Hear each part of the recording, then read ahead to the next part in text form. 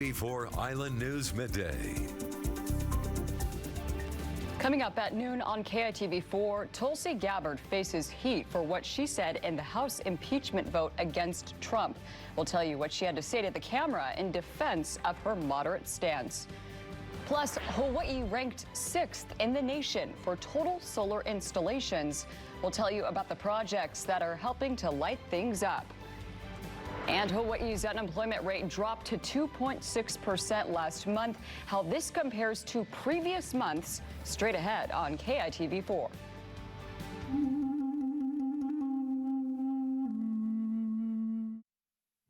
Mahalo for tuning in to KITV4's Island News Midday on this Friday, December 20th. I'm Lindsey Fukano, and we do start this midday with the very latest at the University of Hawaii at Manoa's Bachman Hall. Students who are demonstrating against the construction of the 30-meter telescope by occupying the campus building are now leaving. And they've been occupying the lawn fronting Bachman Hall for well over 3 months now. Construction for the TMT was slated for 3 months ago atop Mauna Kea, but demonstrators view the Mauna as sacred. UH holds the sublease for the construction project. And a new deadline has been given for demonstrators against the construction of the TMT that are physically atop Mauna Kea. Kaho'okahi Kanuha, that's one of the leaders of the Kiai, or Protectors of the Mauna, tells KITV4 that they were told by the Department of Land and Natural Resources to leave by December 26th or face a heavy-handed response from law enforcement. Now, he says they will continue to fight to protect Mauna Kea with peace, nonviolence, and kapu aloha. And all this is coming as Governor David Ige announced that he's pulling all state personnel from Mauna Kea. KITV4's TJ Horgan reports. And UH President David Lassner released this statement saying, in part, UH must bring our consequential capacities to bear in collaboration with like-minded allies, whether opponents or supporters of TMT and astronomy, to address these many challenges and opportunities for Native Hawaiians and Hawaii. Since demonstrations on Mauna Kea started in July, it has cost the state and Hawaii County millions of dollars for law enforcement. The most recent breakdown of the numbers show the price tag for Hawaii County at $5.3 million, most of it for police overtime, and it cost the state about $4.7 million so far. For continuing coverage on the tension over TMT, follow KITV4 Island News across social media and check out our website at KITV.com for all our TMT stories. And we'll stay on the Big Island now, taking a live look at Hilo Bay from our Hilo Hawaiian Hotel camera. Our Tasia Worley's in with a look at the forecast today. Tasia. Hey, all right, Tasia, thank you. The U.S. Department of Justice says it's making progress in its crackdown of violent offenders in Hawaii. U.S. Attorney Kenji Price says officers arrested a man charged with unlawful possession of a firearm. And they also charged 3 others for federal offenses in the last 3 days. And Price credits this to a collaborative effort between federal law enforcement and the Honolulu Police Department. And he expects more offenders to be caught soon. Investigators and officials are concerned with the recent wave of violent crimes. And Price says some may be linked to criminal groups or organizations. We think that some of these incidents are related. By incidents, I'm referring to some of the incidents that you read about, some of the violent incidents that are occurring more recently, organized in some fashion, and we're aggressively, or we are vigorously pursuing the perpetrators. And more investigations are underway. And Big Island police are looking for 2 women suspected of being involved in an identity theft and fraud case. They're looking for 25-year-old Carmen Walker-Torres and 37-year-old Amy Smith. Back in October, they reportedly cashed checks belonging to someone who had their purse stolen. Anyone with information is asked to call police at 961-8300. And Big Island firefighters battled a 2-story house fire in the Volcano area. It happened on Leona Street just before 6:30 last night.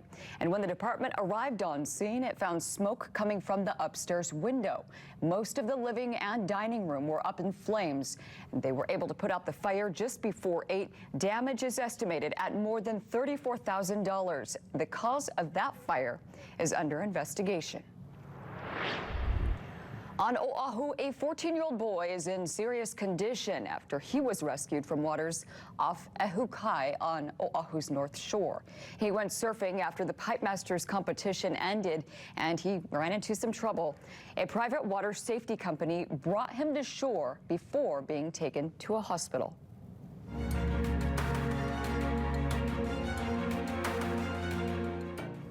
In Washington, Congress has started its holiday recess after what's been a historic and incredibly busy week. Daryl Forges wraps it all up for us. It was a whirlwind week in Washington.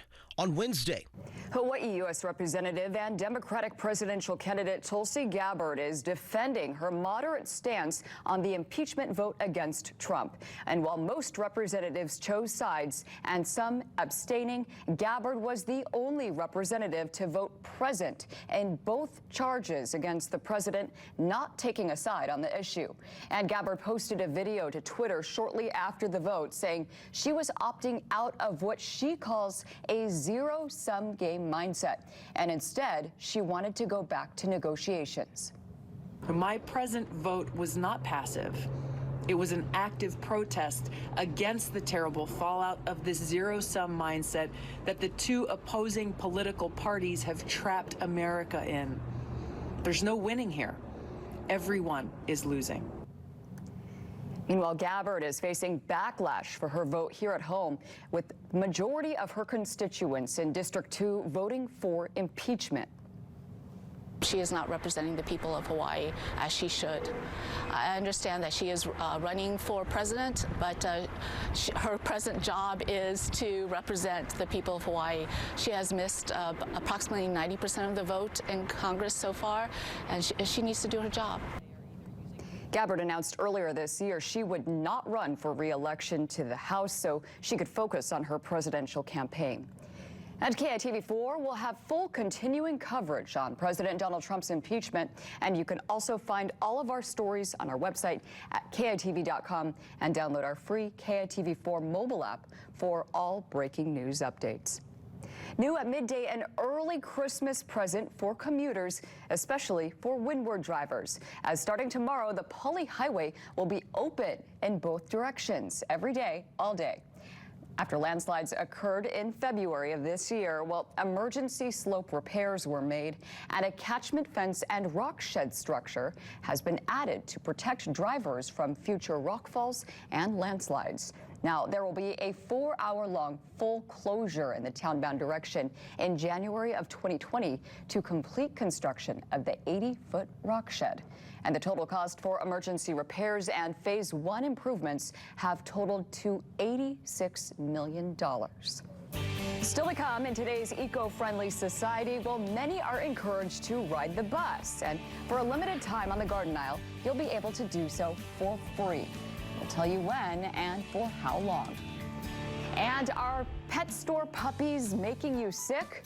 What you need to know and keep in mind if you plan on gifting an animal for the holidays. Still to come on KITV4. KITV4 Island News Midday. Well, just take a look at this. A cruise ship was damaged when it hit another cruise ship while trying to dock in Cozumel, Mexico. An eyewitness shot video of the accident involving the Carnival Glory, which is pulling in, and the Carnival Legend, which was already docked in port. One passenger was injured in the early morning crash. Carnival Cruise Line says the ships are still seaworthy and both are expected to continue their itineraries as planned. Health news now. Puppies usually cause joy, warm feelings, and also the need to snuggle. But causing an infection to humans? Well, not so cute. Meredith Wood has more on why you need to be careful if you're going to buy from a pet store. KITV. Island News Midday's Money Matters, brought to you by Hamada Financial Group. Hawaii is ranked 6th in the nation for total solar installations, and that's all according to our partners at Pacific Business News. According to U.S. Solar Market Insight Reports data, Hawaii installed nearly 300 megawatts of new solar photovoltaic capacity this year alone. And Hawaii's unemployment rate dropped to 2.6% last month. That's all according to 2.7% from August through October. And the State Department of Labor and Industrial Relations says that amounts to about 17,500 Hawaii residents being unemployed in November. The trade, transportation, and utilities industry saw an increase of more than 400 jobs, while government jobs declined by 2,500. And this is all due to the lack of a biennial election. Over on the Garden Isle, free city bus rides are being offered across the island between December 21st to the 25th, which is all part of the recovery efforts after record rainfall and flooding last year. Kauai County Mayor Derek Kawakami says waiving the fares will hopefully promote foot traffic and also boost business during the holiday season. Meanwhile, the Nanakuli Public Library will be open an additional 6 hours a week. The new schedule starts on January 2nd, and that means it will open from 9 a.m. to 5 p.m. on Tuesday, Wednesday, Friday, and Saturday.